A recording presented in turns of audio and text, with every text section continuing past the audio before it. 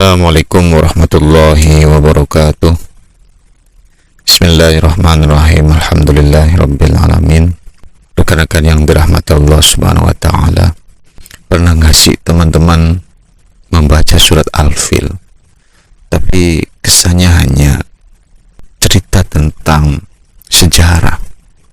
Kita hanya disuguhkan dengan cerita pada zaman dulu, ada Abraha yang akan menghancurkan Ka'bah karena iri Ka'bahnya yang buatan tandingan itu tidak didatangi.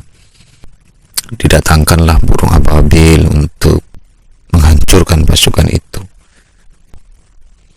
Ada nggak sesuatu yang bisa kita lakukan, bisa kita ketahui, paling tidak pemetaan kita di posisi mana, apa yang terjadi dalam diri kita?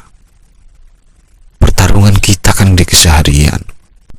Pasti di sini ada pesan yang Allah titipkan dalam kisah-kisah ini. Jadi di ayat semesta yang begitu wow, yang begitu mukjizat di sini adalah ketika ayat ini turun, ada orang yang sezaman ketika kejadian Abraha menyerang Ka'bah itu. Ada yang masih hidup ketika zaman Nabi. Jadi loh, kok Nabi Muhammad bisa tahu kisah ini, bisa tahu sejarah ini? Ini nggak mungkin kalau bukan Tuhan yang ngasih tahu. Ini nggak mungkin perkataan Muhammad. Jadi yang wow itu loh, meyakinkan sekali bahwa Al-Quran itu benar-benar dari Allah. Ya memang benar, tapi maksudnya di dalam keseharian kita, petunjuknya apa dari surat Al-Fil ini tuh? Kita seperti kosong, seperti hampa. Apa yang bisa kita lakukan? Paling tidak pemetaan apa yang bisa kita, oh saya di posisi mana ini, saya harus apa yang harus saya lakukan ke depannya. Kita nggak dapat, karena kita berhenti di ayat semestanya, padahal kita disuruh mengambil ibrohnya. Dan parahnya lagi bahwa kebanyakan Al-Quran adalah perumpamaan, metafora.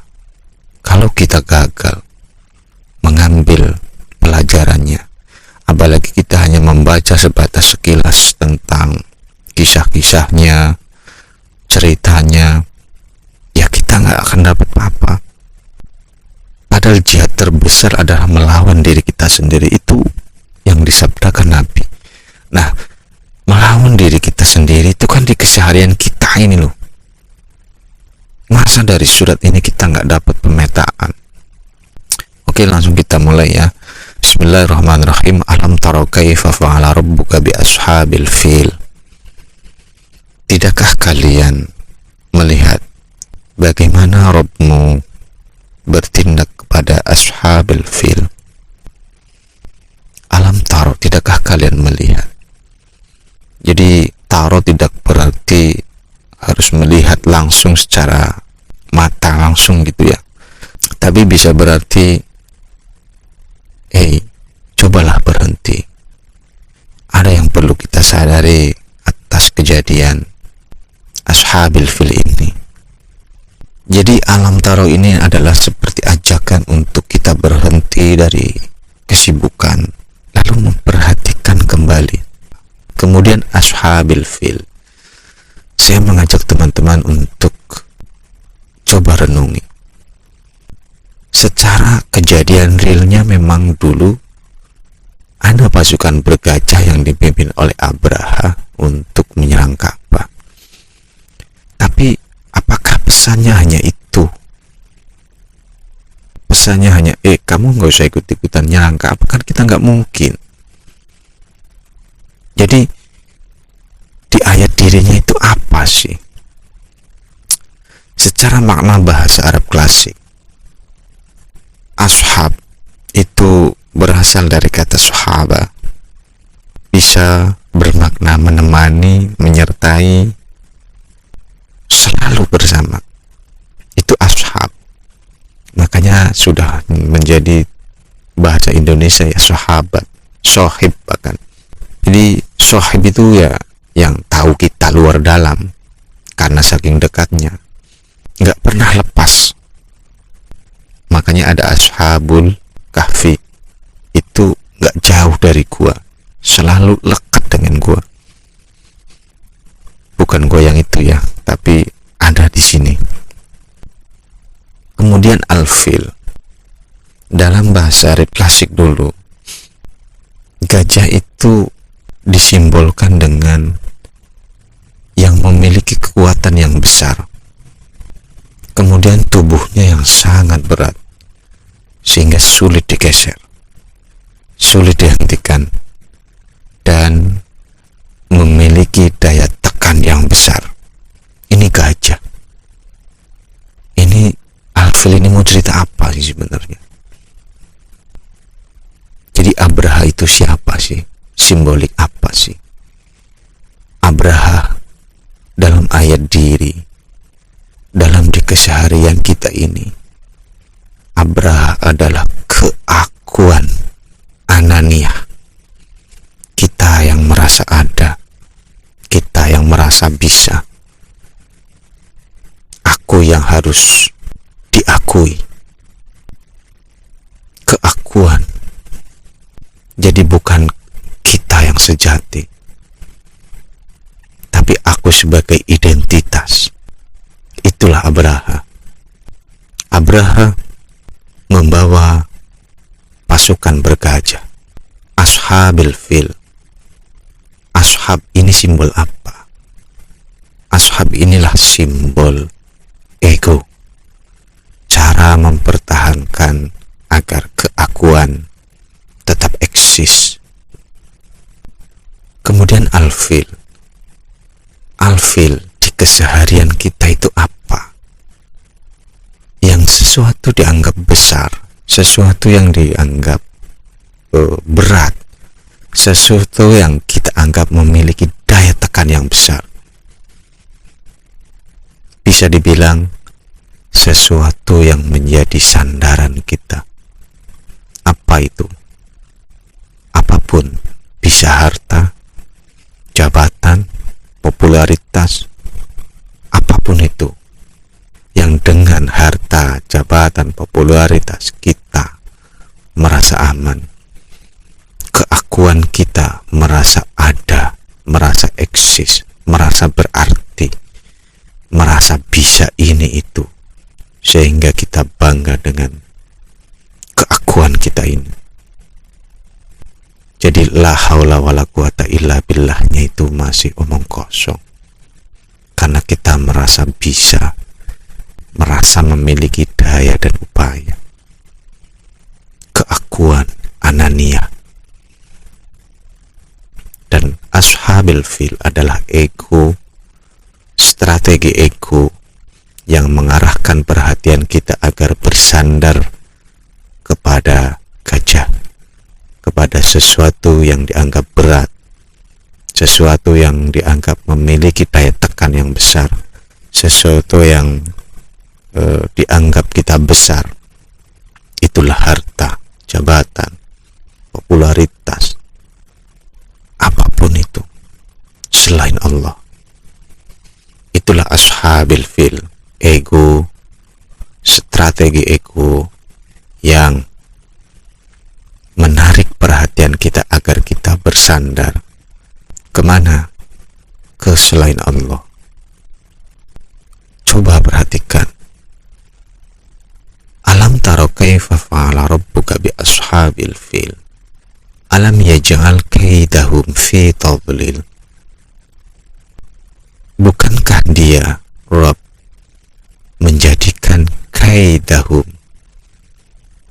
tipu dayanya, fi tadlil, sia-sia. Jadi kita pecah dulu ya. Jadi Rabb tuh nggak menghancurkan. Jadi yang diincar oleh Rabb di sini bukan harta jabatannya, popularitasnya, tapi strategi ego perhatian kita kepada selain Allah itu. Strategi ego itulah yang dihancurkan. Kaid di sini kan tipu daya. Secara makna bahasa Arab klasik dulu, kaid itu merancang, menyusun strategi, mengatur langkah, membuat perencanaan yang tersembunyi dan matang. Itu kaid. Nah, kaid ini bagian dari apa? Dari ashabil fil, dari bagian ego, rancangan ego. Jadi yang diserang di sini adalah kaidnya, tipu dayanya, rancangan strategi ego itu yang agar perhatian kita bersandar kepada gajah itu, kepada selain Allah itu, kepada harta, jabatan, popularitas itu. Itu kaid yang diserang, itu kaidnya. Alam yaj'al kaidahum fi tadlil, sehingga kaidnya apa? Fi tadlil, sia-sia. Tadlil itu dhalalah, sesat. Tadlil, dhalala dalam makna bahasa Arab klasik dulu ya, itu bisa berarti kehilangan jalan, kehilangan arah. Jadi keluar dari arah yang benar. Tersesat paling umum di Al-Quran adalah dimaknai tersesat ya. Jadi tidak lagi sampai kepada tujuan, itu dhalala, menjadi sia-sia, tidak menemukan jalan yang diinginkan, itu tadlil. Jadi rancangan ashabil fil, rancangan ego yang merancang agar kita bersandar kepada selain Allah itu digagalkan, dibuat tersesat, dibuat kehilangan arah, dibuat tidak lagi sampai kepada tujuan ego itu agar kita bersandar kepada harta itu, jabatan itu.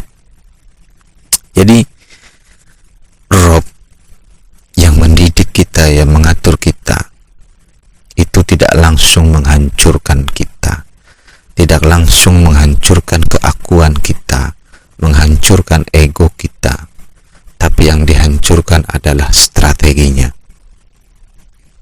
Karena sebenarnya yang dimaunya Rob itu bukan menghancurkan ego, menghancurkan keakuan, tapi strateginya. Agar apa? Agar ego dan keakuan itu tidak lagi menguasai diri kita, agar kita kembali ke yang sejati. Kemudian ego tetap dipakai, keakuan tetap dipakai, diri palsu kita tetap dipakai, tetapi dalam bimbingan Allah Subhanahu wa Ta'ala. Kita tetap butuh kok identitas kita, kita tetap butuh kok ego kita, untuk kita punya harta, kaya, kita punya jabatan, gak masalah. Tapi selama kita sudah kembali kepada Allah, kita bersandarnya kepada Allah.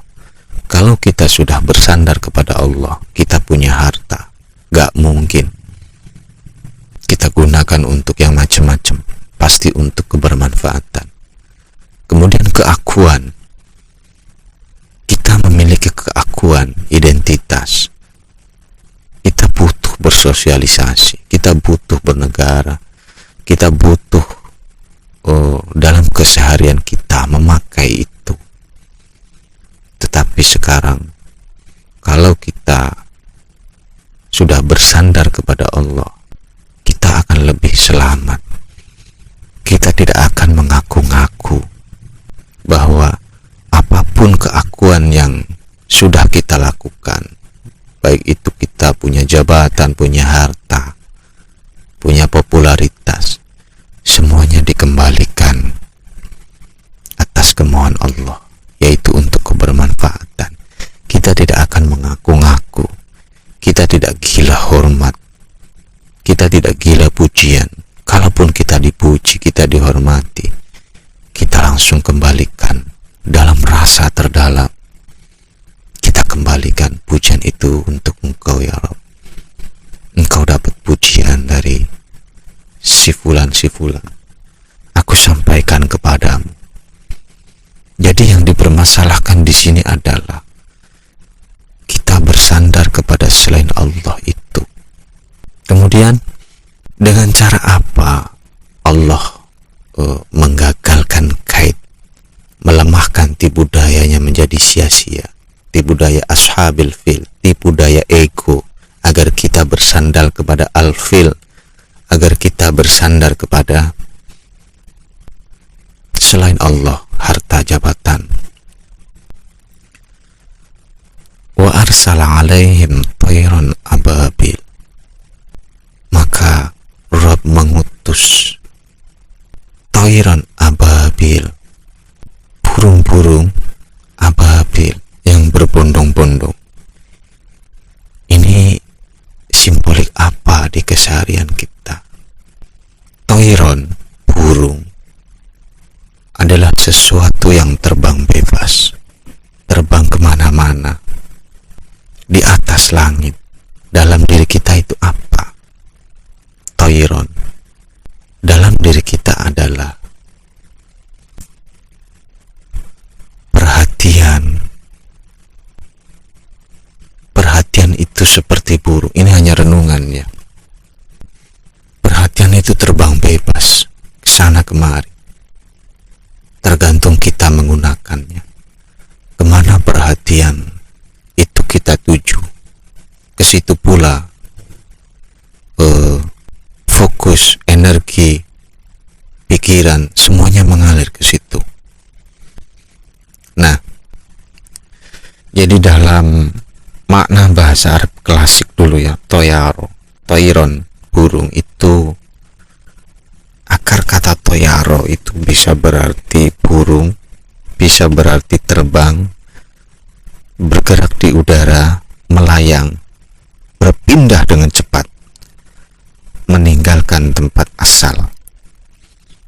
Jadi makna dasarnya itu bergerak bebas tanpa terikat permukaan bumi. Nah, mengandung kesan ringan, cepat, datang lalu pergi, tidak menetap. Nah, dalam diri kita yang sifatnya seperti itu tuh apa? Perhatian. Tapi perhatian yang bagaimana? Soalnya ayatnya adalah wa arsala alaihim tayran ababil. Yang diutus, siapa yang mengutus? Rabb, Tuhan, Allah Subhanahu wa Ta'ala. Nah, kata tayran yang sejenis seperti di Al-Fil itu muncul lagi di Ibrahim.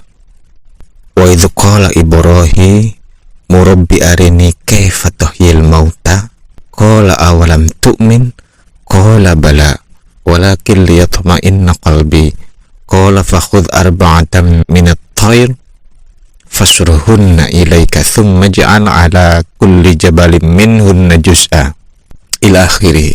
Coba perhatikan dan ingatlah ketika Ibrahim berkata, ya Tuhanku, perlihatkanlah kepadaku bagaimana engkau menghidupkan orang mati. Lalu Allah berfirman, belum percayakah engkau? Dia Ibrahim menjawab, aku percaya, tetapi agar hatiku menjadi mantap. Jadi di surat Al-Baqarah ayat 258 ketika Nabi Ibrahim agar hatinya mantap, percaya kepada Allah, ingin melihat bagaimana cara Allah menghidupkan yang mati. Maka Allah berfirman, kalau begitu ambillah 4 ekor burung. Nah, di sini ada burung. Cincanglah olehmu, kemudian letakkanlah di atas masing-masing bukit satu bagian. Kemudian panggillah mereka, niscaya mereka akan datang kepadamu dengan segera. Jadi burung dipanggil, maka Atas izin Allah burung itu datang menemui Ibrahim. Nah, burung ini simbolik apa dalam diri kita yang terbang-terbang? Ya, perhatian kita. Terus bukit itu apa? Sesuatu yang tinggi, sesuatu yang kenapa bukan lembah? Jadi bukit itu sesuatu yang tinggi, simbolik dari sesuatu yang menjadi perhatian kita. Jadi di kepala kita itu kan ada indera, pendengaran, penglihatan, penciuman, pengecapan. Itu kan sumber dari segala informasi yang masuk ke dalam diri kita. Itulah simbol 4 bukit. Kemudian burungnya adalah perhatian kita selalu tertuju ke situ. Yang mana simbol 4 bukit ini tentunya kan kita selalu mengarah keluar, selalu mengarah ke sandaran ego.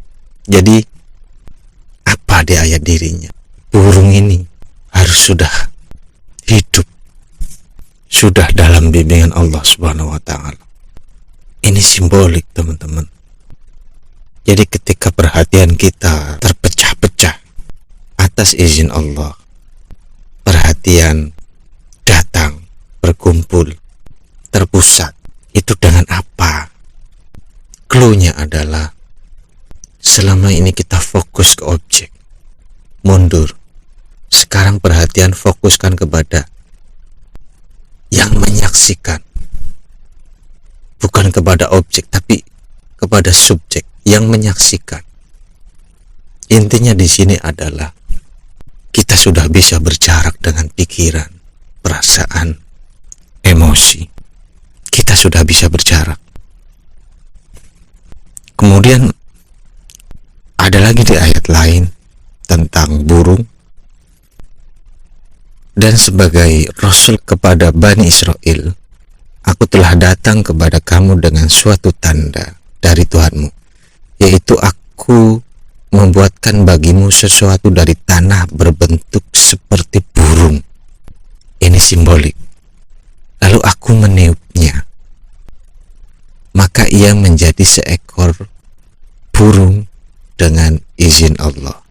Jadi burung yang tadinya terbuat dari tanah, kemudian ditiup oleh Nabi Isa ya, atas izin Allah tiba-tiba burung itu hidup.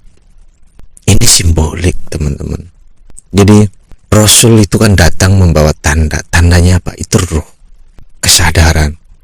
Sesuatu dari tanah berbentuk seperti burung, lalu Rasul itu meniupkannya, maka ia menjadi seekor burung beneran atas izin Allah.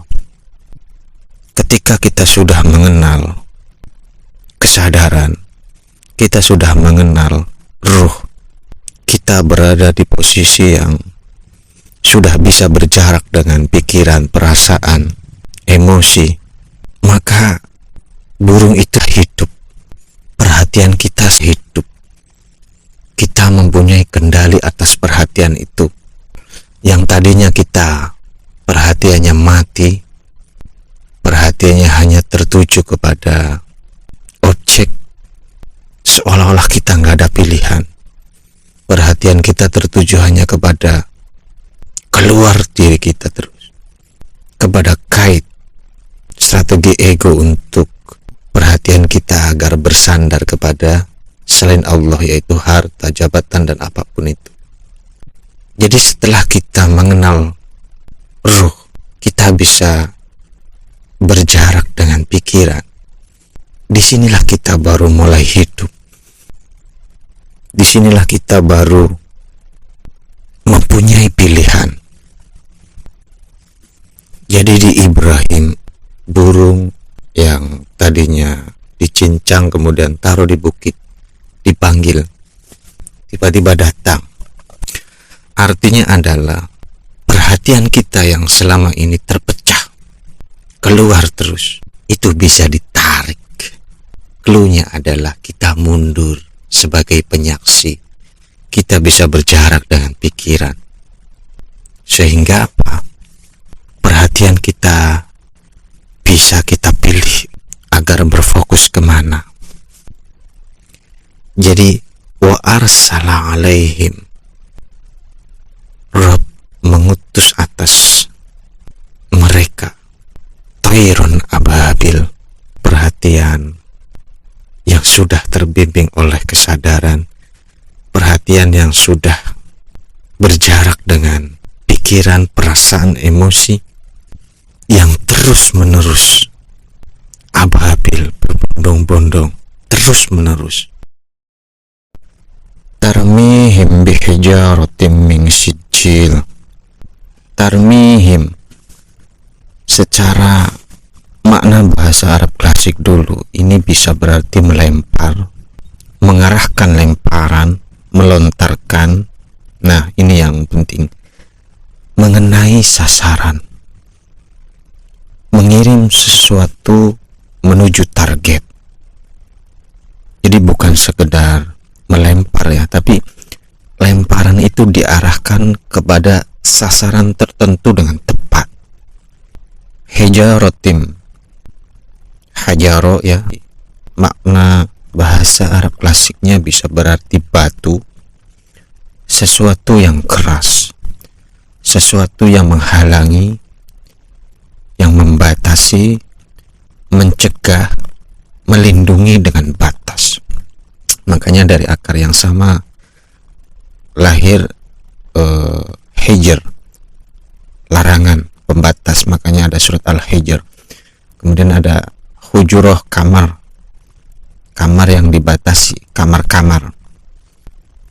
Makna yang mau dibangun adalah batu itu bukan hanya keras, tapi sesuatu yang menghentikan, membatasi, menghalangi. Kalau dijadikan renungan, menghentikan, menahan, membatasi, menghalangi. Di surat Al-Fajr ada ayat yang berbunyi hal fi dzalika qasamul lidzi hijr. Ini asal katanya sama. Hal fi dzalika qasamul lidzi hijr. Kenapa di sini dimaknai akal? Karena akal itu bisa menahan, akal bisa membatasi. Tetapi akal yang bagaimana? Ketika perhatiannya sudah dalam bimbingan kesadaran. Kemudian sijil, makna yang dipahami dalam bahasa Arab klasik adalah sijil itu adalah tanah liat yang mengeras, tanah yang dibakar, batu dari tanah yang telah menjadi padat, sesuatu yang telah melalui proses hingga mengeras. Jadi makna yang mau dibangun adalah ini bukan tanah biasa, tetapi tanah yang telah mengalami proses. Ada perjalanan, ada pematangan, ada perubahan. Kalau kita mau renungkan sesuatu yang telah ditempa oleh kenyataan, maka sesuatu itu menjadi kokoh, keras. Kalau kita mau susun menjadi sebuah renungan, tarmihim bihijaratim min sijil adalah lemparan yang diarahkan tepat kepada sasaran dengan batu-batu keras yang telah melalui proses pematangan. Misalnya gini teman-teman, selama menjalani kehidupan ini, akal kita tahu kok bahwa harta itu tidak dibawa mati, semuanya akan ditinggalkan. Akal tahu. Kemudian di sisi lain kita melihat banyak orang yang meninggalkan harta yang banyak, tetapi harta itu menjadikan pertengkaran oleh anak-anaknya. Kemudian mungkin melihat, mungkin mengalami bahwa ternyata harta yang selama ini dikumpulkan itu mengorbankan perhatian kita kepada keluarga. Itu semua akal tahu. Tetapi kenapa tidak bisa merubah, tidak bisa menghentikan dorongan kita tuh begitu nafsu akan harta itu? Karena kita masih dikuasai oleh ego. Perhatian kita juga masih seperti terbelenggu oleh ego dan keakuan.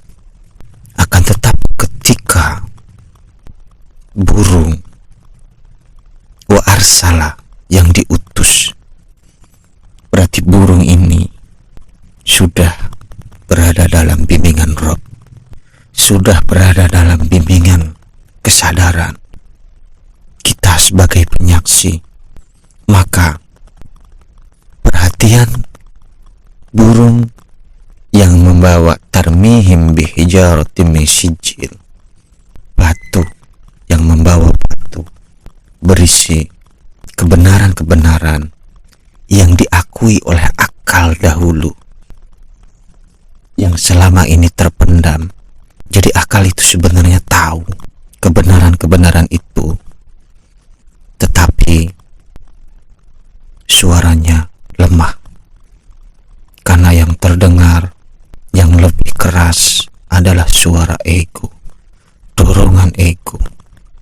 Tetapi ketika sudah mulai bangkit, kita mulai sadar, perhatian kita hidup, maka perhatian terhadap akal yang dulu tersimpan itu akan keluar berbondong-bondong. Untuk apa? Melemahkan strategi ego agar kita tidak bersandar lagi kepada selain Allah. Sijil seperti proses pematangan. Dulu kita sering mendengar, melihat, menyaksikan bahwa harta memang tidak sepantasnya dijadikan sandaran. Tetapi bukan berarti kita nggak boleh kaya ya. Ini beda. Ini masalahnya adalah harta dijadikan sandaran. Justru harta itu penting, tapi ini beda lagi. Jadi tarmihim bihijaratin min sijil, perhatian itu berbondong-bondong membawa batu, sesuatu yang keras yang menghantam strategi ego. Batu yang bisa juga berarti akal yang dulu kita tahu bahwa harta itu tidak pantas dijadikan sandaran, tetapi kita dulu tidak mampu untuk merubah, seolah kita terikat. Sekarang perhatian itu yang membawa batu itu, pengetahuan akal bahwa harta, jabatan apapun tidak pantas dijadikan sandaran. Maka batu itu, yang sijil itu, yang telah mengeras, yang telah dibakar oleh kenyataan, pengalaman, penglihatan, pendengaran, itu akan terlempar menuju strategi ego sesuai dengan tema-tema. Apakah itu berkaitan dengan harta, jabatan, popularitas, atau apapun, batu itu melempar sesuai target masing-masing, sehingga sandaran ego yang digunakan oleh keakuan Abraha menjadi tadlil, hilang arah, kaitnya menjadi sia-sia. Dalam artian kita akan mulai yakin bahwa apapun selain Allah tidak pantas untuk dijadikan sandaran. Faja'alahum ka'asfim ma'kul, sehingga mereka dijadikannya seperti daun-daun yang dimakan. Jadi strategi ego dilumpuhkan, dilemahkan, seperti daun yang strukturnya sudah tidak lagi kuat, sudah tidak lagi utuh. Jadi yang berperan di sini adalah Rob, Jadi wa arsala alaihim thayran ababil, Rob yang mendidik, yang menumbuhkan, yang mendewasakan, yang memelihara kita. Kita seolah-olah sedang diperlihatkan, dididik di medan peristiwa bahwa apapun yang kita sandarkan pada selain Rob, selain Allah, itu akan digagalkan, akan dilemahkan. Kita akan digiring kembali untuk menuju kembali kepada kesejatian. Wallahu a'lam bishawab. Assalamualaikum warahmatullahi wabarakatuh.